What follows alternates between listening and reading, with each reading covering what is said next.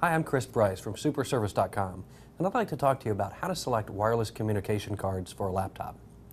Now, wireless communication cards can deal with either air cards that would be used with cellular phone providers that happen to provide broadband internet, such as Verizon, AT&T, Sprint, those type companies.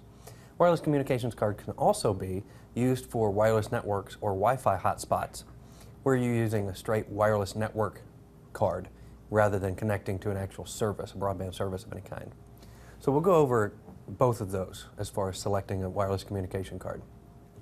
The first of those is going to be based on the broadband connection that you're going to be needing, whether or not you're going to be in a rural area or not most of the time, and how fast you want to be able to connect.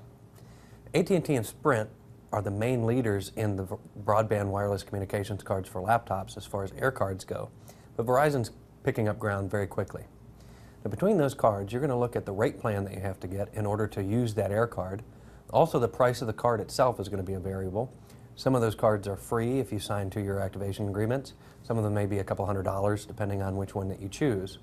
So you're going to want to look at all of those variables when you're making a selection for an air card for broadband service.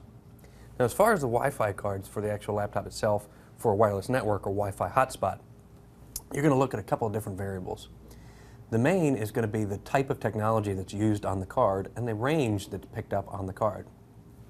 You'll hear letters out there like wireless A, wireless B, wireless G, wireless N.